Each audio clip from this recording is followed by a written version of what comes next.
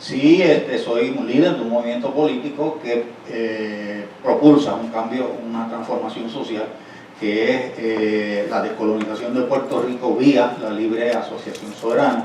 Y por lo tanto, un poco lo que pretendo en esta presentación es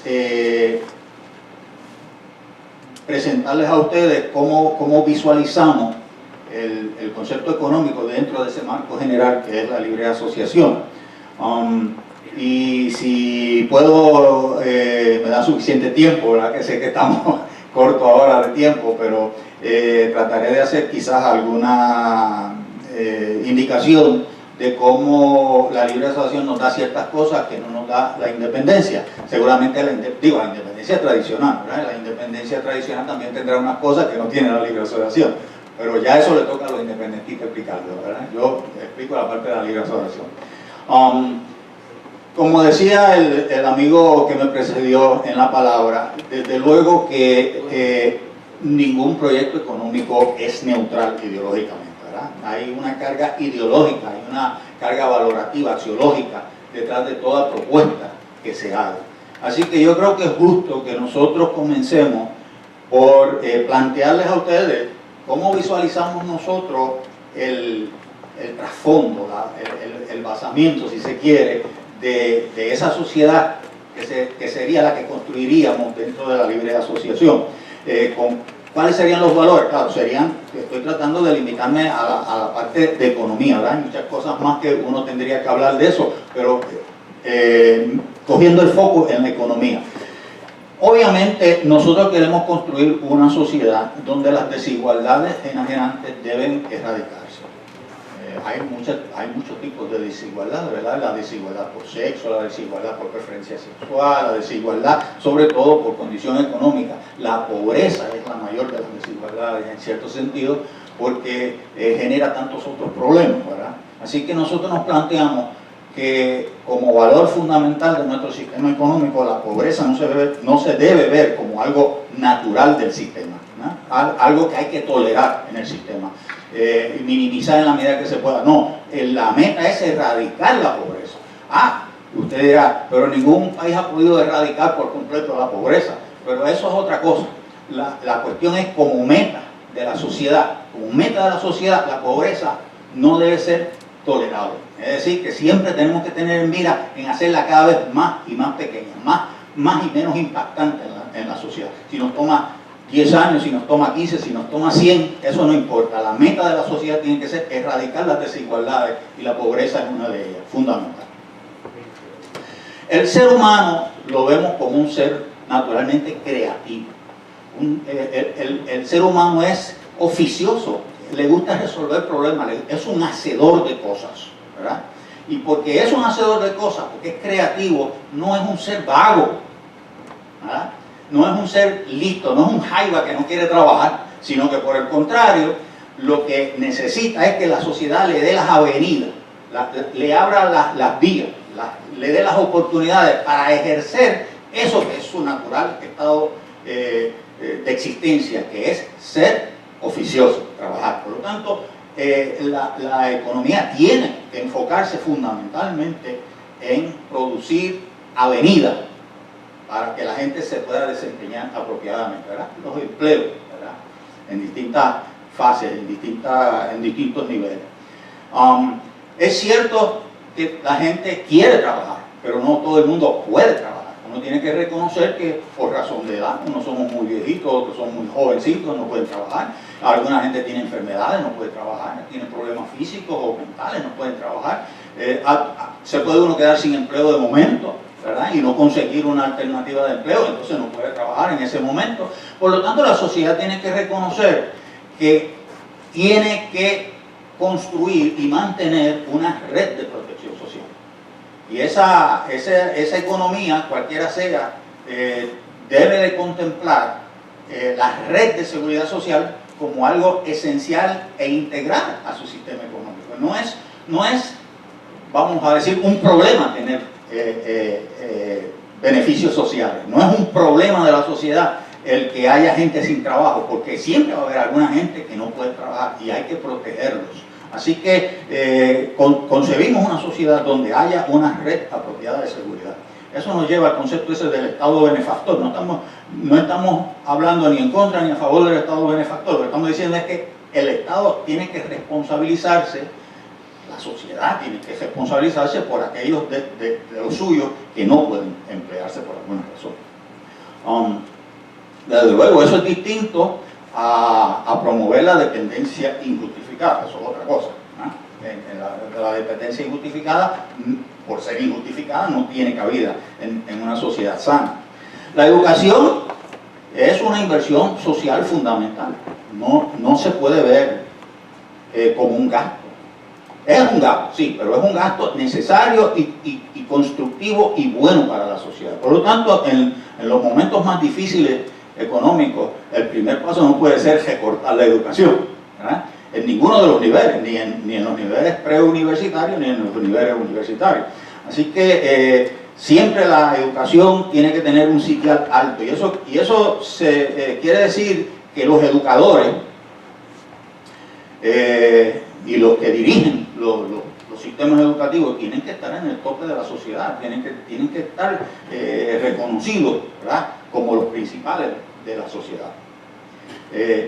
El sistema contributivo, por supuesto, tiene que ser justo, y para ser justo tiene que tener una amplia base. No puede concentrarse en un pequeño grupo de personas cargando sobre sus hombros la responsabilidad del Estado.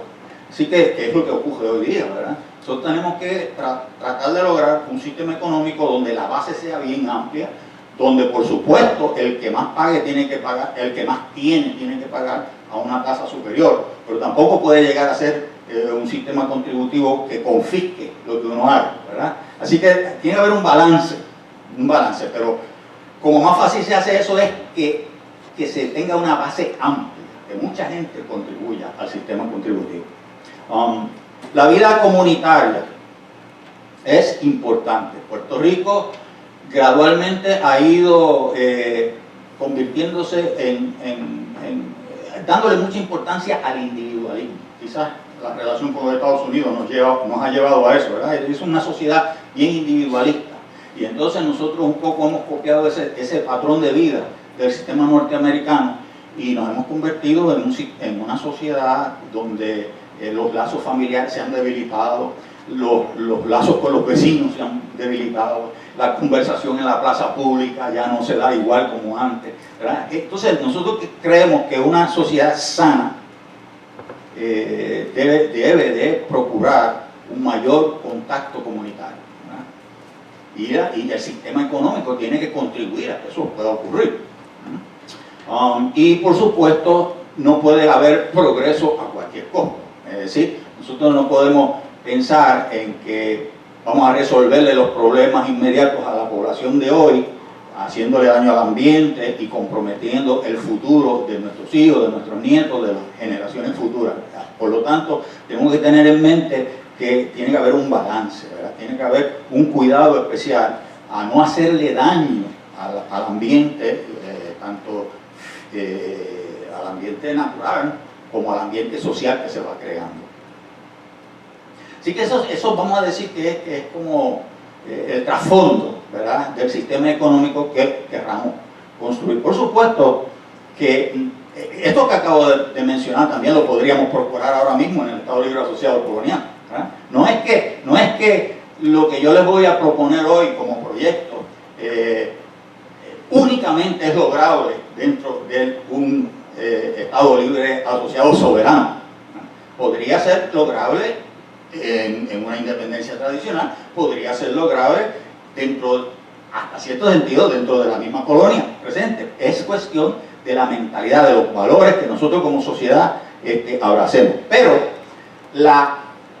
el hecho mismo de que estemos en el proceso de transformación social a través de la descolonización nos abre una oportunidad de oro para plantearnos estas cosas, todas de un golpe, ¿verdad? Y rediseñar, si se quiere, la sociedad conforme a estos valores nuevos.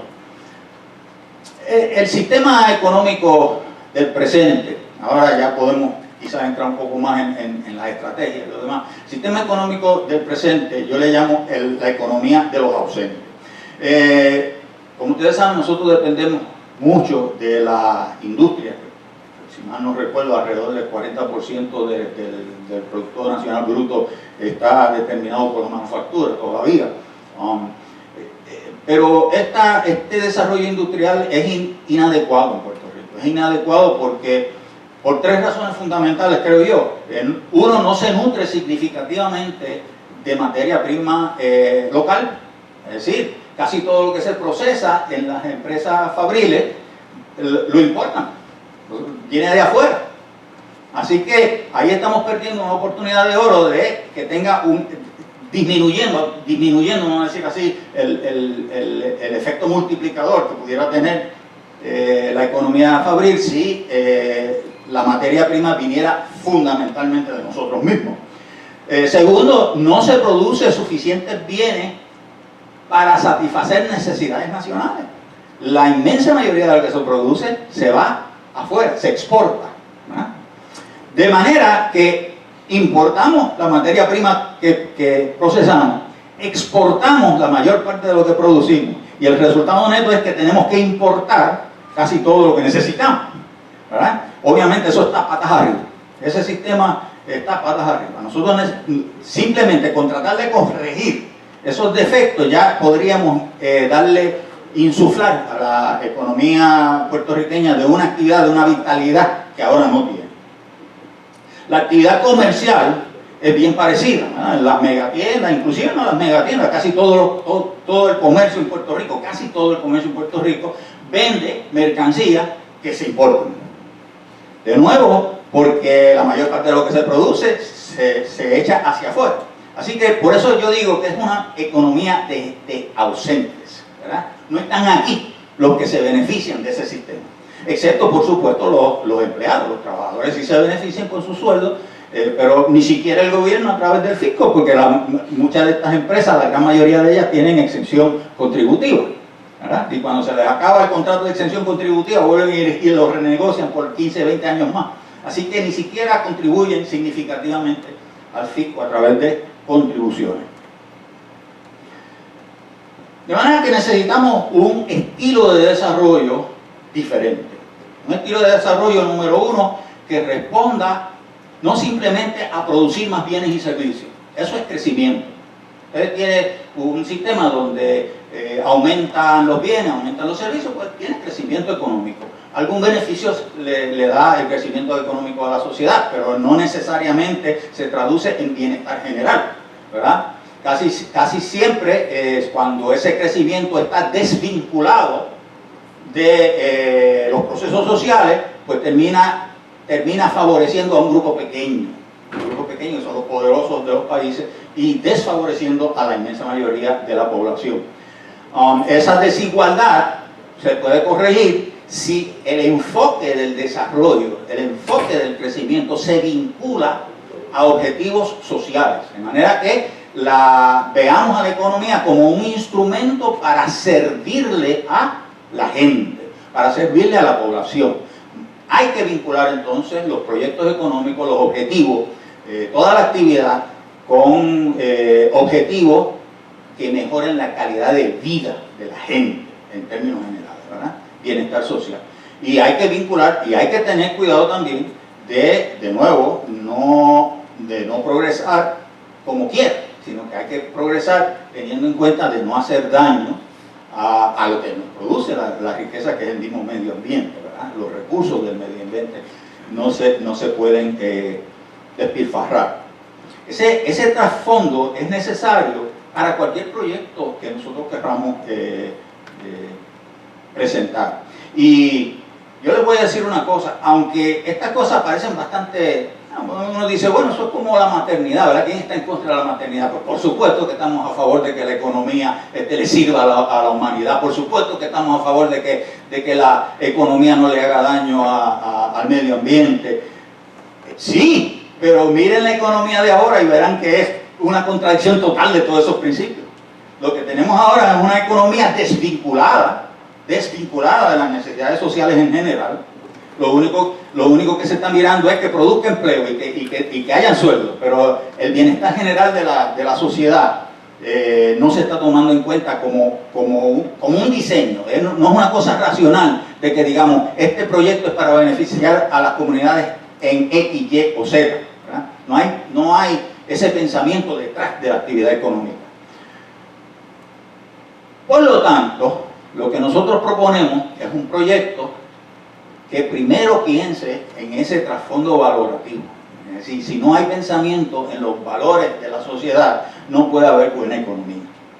Tiene que haber entonces un proyecto que tome en cuenta esos valores generales sociales como trasfondo para poder entonces construir la economía. Entonces, una vez que uno tiene eso claro, pues uno puede hablar de estrategias. Y entonces las estrategias, desde luego, van a diseñarse al servicio de la sociedad, ¿no?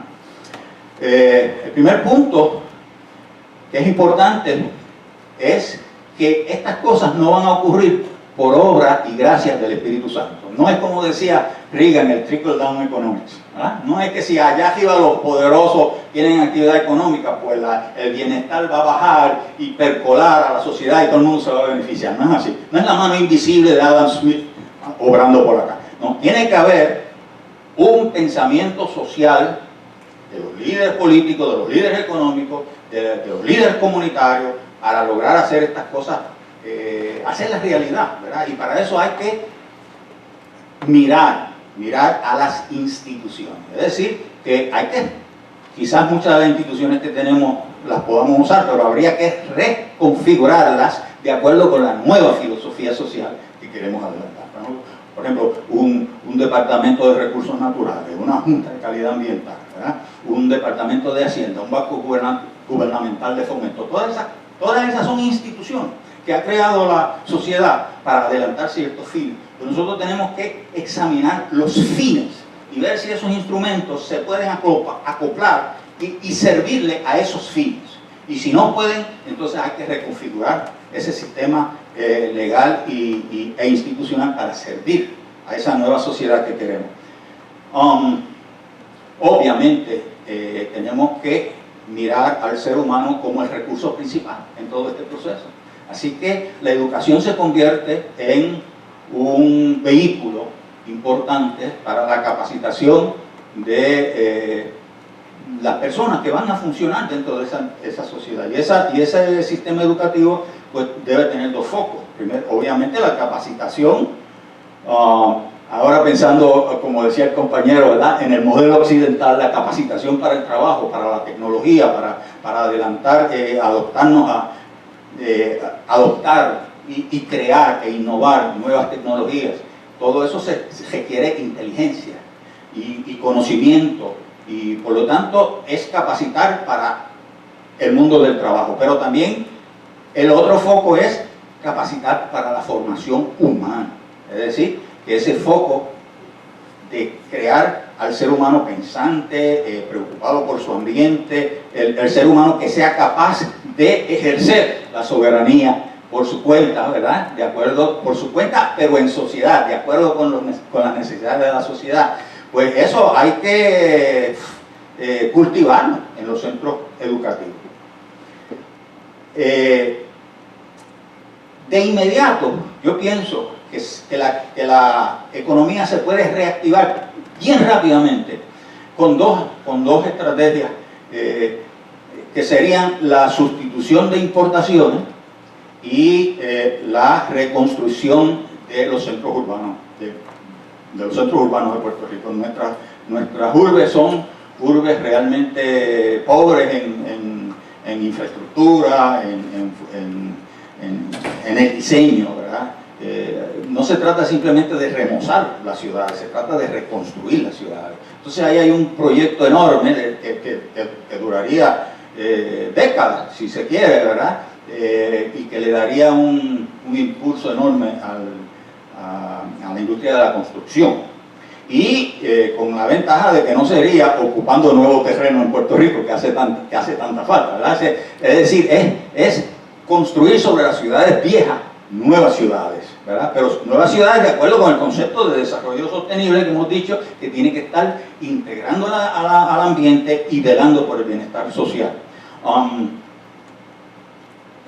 la sustitución de importaciones se puede dar en la soberanía porque podemos aplicar ciertas medidas de protección a las industrias locales. No puede ser protección y ya. Tiene que ser protección con condiciones. ¿Protección por cuáles condiciones? Por lo menos hay que exigirle a la industria puertorriqueña que satisfaga los estándares de calidad internacionales, los ISO 9000, ISO 9001, etcétera, ¿verdad?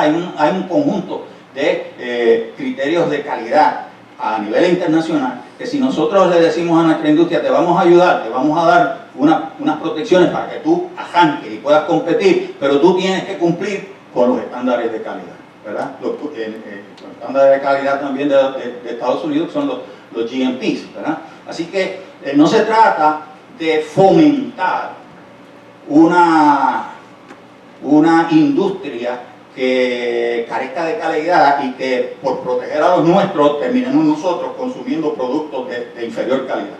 Además que tampoco puede ser una protección eterna, sino que es por un periodo y dejarlos entonces que compitan después de un cierto tiempo. Pero hay que intervenir de primera instancia para lograr esto. Esto no es posible ahora, porque nosotros estamos insertos dentro de Estados Unidos, del sistema legal estadounidense que nos impone la uniformidad, la cláusula de uniformidad, de comercio uniforme. Entonces no podemos discriminar, por así decirlo, con productos de Estados Unidos y contra eso es que hay que discriminar en buena parte porque más del 80% del producto que compite con el nuestro es de allá, es norteamericano. Tenemos que diversificar la economía, no solamente depender de la manufactura. Y en el proceso de ir diversificando la economía, ir creando una clase empresarial endógena, nativa, ¿verdad? Que vaya poco a poco siendo la clase económica dominante. La clase económica dominante ahora es externa, es de afuera. Nosotros necesitamos una clase económica propia, endógena. Así que hay que buscar eso, ¿verdad? El gobierno puede convertirse en propulsor de ciertas estrategias preferentes. Por ejemplo, ahora mismo hay un grupo en Puerto Rico de empresarios privados que quieren desarrollar la industria farmacéutica, una industria farmacéutica puertorriqueña orientada a la producción de medicinas genéricas, bioequivalentes. Pero no tienen el capital suficiente para hacerlo por su cuenta. Necesitan un poquito de ayuda. Hoy día ustedes saben que el crédito para estas personas están apretados por las condiciones económicas, ¿verdad? El gobierno puede intervenir como inversor. Lo hizo en el pasado, en la década del 40, cuando invirtió en la fábrica de cemento, de botellas, un sinnúmero de fábricas, ¿verdad? El gobierno puede intervenir como inversor, ayudar a arrancar ciertas industrias. Este sería un ejemplo donde podríamos hacer eso. Eso lo puede hacer ahora mismo también si quiere, pero no tienen la voluntad para eso, ¿verdad? Necesitamos una transformación mental, además de una transformación de estatus, las dos cosas. Bueno, investigación y desarrollo, sin duda alguna también. Nosotros si queremos insertarnos en el comercio internacional, pues tiene que ser a la par con los mejores. Nosotros tenemos unas buenas universidades, tenemos buenos científicos, buenos ingenieros, tenemos que seguir desarrollando en esa parte. Tenemos que seguir fortaleciendo esa actividad de investigación y desarrollo para crear ciertos nichos que nos permitan competir en el mundo, ¿verdad? Competir globalmente, no solamente en el mercado nacional. El Estado Libre Asociado soberano tiene que trabajar para romper su dependencia de los fondos federales, ¿verdad?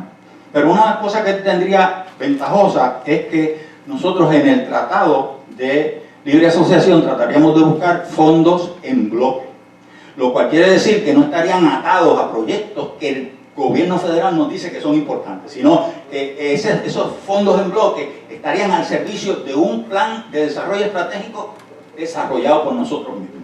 Entonces, aunque queremos reducir la dependencia en esos fondos, al principio esos fondos pueden ponerse al servicio de un plan estratégico con intereses nacionales primando, ¿verdad?, sobre el esfuerzo público. La agricultura, por supuesto, hay que darle atención, pero no la agricultura del machete y de la sala, ¿verdad? Dicen una agricultura moderna, basada en ciencia y en tecnología. Este es un recinto donde hay científicos de la agricultura y que podrían hacer una aportación significativa en crear una agricultura moderna con alta tecnología y adaptada a nuestra topografía montañosa. O sea, no es pensar en la agricultura al estilo de Idaho, ¿verdad? Con esas planicies que tienen allá, sino en la montaña. Sistema de transporte público, atención a varias áreas de servicio. Miren, un área de servicio que podríamos estar ahora mismo atendiendo es el de educación en línea para la población hispana. Nosotros tenemos buenas universidades, esta es una de ellas, que podrían tener programas completos, no solamente cursos, sino programas completos y ofrecerse a la comunidad hispana internacional. Ahí tenemos a Latinoamérica como un mercado amplísimo. A la misma España podríamos venderle servicios educativos vía la tecnología. Y ni siquiera intentamos eso, ni siquiera lo intentamos. Ahora mismo lo podríamos hacer, ¿verdad? Bueno, y hay un sinnúmero de áreas adicionales que pues por tiempo no estamos entrando en los detalles. Estoy por terminar. Las ventajas económicas de la libre asociación cuando se compara, digamos, con la independencia tradicional es que nosotros contaríamos con fondos federales en bloque, como ya dije, por un periodo prolongado. En el caso de la independencia podrían contar con fondos federales para una transición, ¿verdad? Un periodo de transición, quizás los ayuden con algunos fondos federales, pero no sería una cosa muy prolongada. Se podrían mantener algunos empleos federales, depende de la naturaleza del tratado. Por ejemplo, si en el tratado decidimos que queremos conservar el correo, pues ahí se quedan los empleados del sistema de correo federal, ¿verdad? Y eso es dinero que se aporta a la economía. Servicio militar, seguridad en los aeropuertos, son áreas que podríamos tener todavía injerencia federal por acuerdo, no por imposición, por acuerdo, como parte del trato entre los dos países soberanos. Investigación científica asociada a Estados Unidos nos daría una ventaja competitiva porque nos da acceso a fondos, a equipos, acceso a la comunidad científica misma en Estados Unidos, que ya lo tenemos, dicho sea de paso, el Estado Libre Asociado actual lo tiene, y eso continuaría dentro de ELA soberano. La transferencia de tecnología de Estados Unidos hacia Puerto Rico ocurriría con mayor facilidad si estamos en una asociación que si estamos en una independencia tradicional. Apoyo educativo, como quiera que sea, uno puede criticar a Estados Unidos, pero hay que reconocer que todavía en Estados Unidos residen las mejores universidades del mundo, sobre todo a nivel graduado, ¿verdad? Y el que nosotros tengamos acceso a ese sistema educativo es una ventaja de la asociación.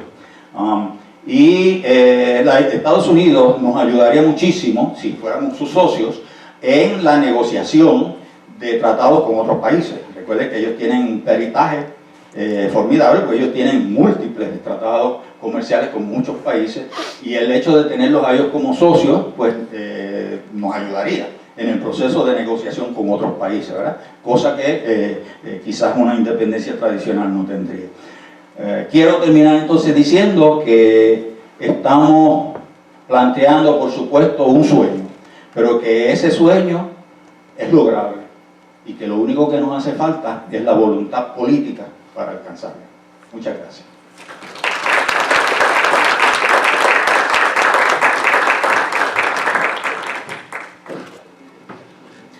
Rapidito para nuestra última ponencia. Definitivamente 2 horas no iban a dar para un foro como este. Debía haber solicitado 3 horas por lo menos. Así que nos están dando una oportunidad. Estamos consumiendo el tiempo para salir del salón, si no lo sabían. Ya nos pasamos de las 9. Nuestra próxima y última ponente es la doctora Marta Quiñones Domínguez. Tiene un bachillerato de Ciencias Sociales de la Universidad de Puerto Rico, una maestría en Economía de la Universidad de Puerto Rico y una maestría también de la Universidad de Puerto Rico en Planificación. Su doctorado es en Economía y Empresarismo de la Universidad Complutense de Madrid. Es catedrática de la Universidad de Puerto Rico en Arecibo y también es candidata a la presidencia de la UPR. Nos va a hablar sobre el modelo económico en la independencia.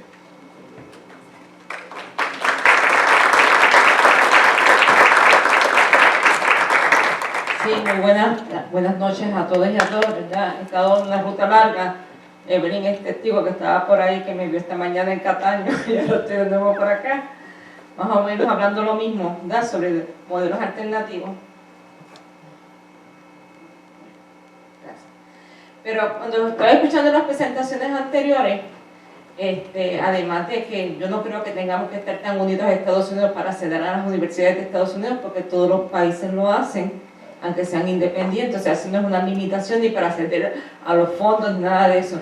Pero el compañero me trajo a colación las discusiones que Pedreira, de Diego, Arcadio Díaz Quiñones, René Marquet tenían en aquellas épocas del siglo XX, ¿no? Donde estaban hablando sobre eso, sobre lo que eran los conceptos, y que era la independencia, sobre todo era una discusión si era la independencia de los blancos, la independencia mestiza, la independencia de los negros, ¿no? Esos conceptos así que muchas veces, si no los traemos a discusión, no los vamos a ver y no los vamos a entender nunca. Pero también me recordó un país que logró superarse sin encajar en la tradicional de Estados Unidos. Y me refiero al reino de Bután. Cuando el rey de Bután a los 19 años le tocó manejar su país, se encontró un país completamente atrasado. Y él dijo que iba a apostar no por el Producto Nacional Bruto, sino por la felicidad interna bruta. Cuando él habló de soberanía, la soberanía al fin y al cabo es que nos hace felices. Y entonces apostó por no corrupción gubernamental, transparencia en todos los procesos, creer en la cultura de ellos, no cambiar, van a estar igual como siempre, todo se mantiene igual, pero iban a disfrutar la felicidad y lograron crecimiento económico. Mientras nosotros en el 2006 íbamos para abajo en nuestra economía, en el 2007 el reino de Bután iba hacia arriba. Solamente creyendo en la felicidad, ¿verdad? Y es parte de las cosas que tenemos que reconsiderar. En la independencia, como sabrán, como presidente de la universidad no voy para ningún lado mientras crea la independencia, pero uno reta los sistemas siempre de cualquier modelo, es parte de eso, porque a mí yo estoy allí simplemente para decir la verdad y nada más que la verdad. Los demás pues que engañen al público. Para construir la independencia, ya lo han visto porque ya nos presentó, no tenemos capital, ni empresas, ni pero sí capital social, porque lo hemos destruido todo. Apostamos en el 50 a hacer una economía nacional fortalecida con planificación hacia adentro. Terminamos la Segunda Guerra Mundial, el capitalismo dijo, oh, qué hermosa colonia tenemos en el Caribe. El ensayo político es todo volcado hacia Estados Unidos. Depender de capital extranjero, depender de productos extranjeros y depender de todo. Y actualmente dependemos de todo y creemos que si no vivimos con la dependencia, no sobrevivimos.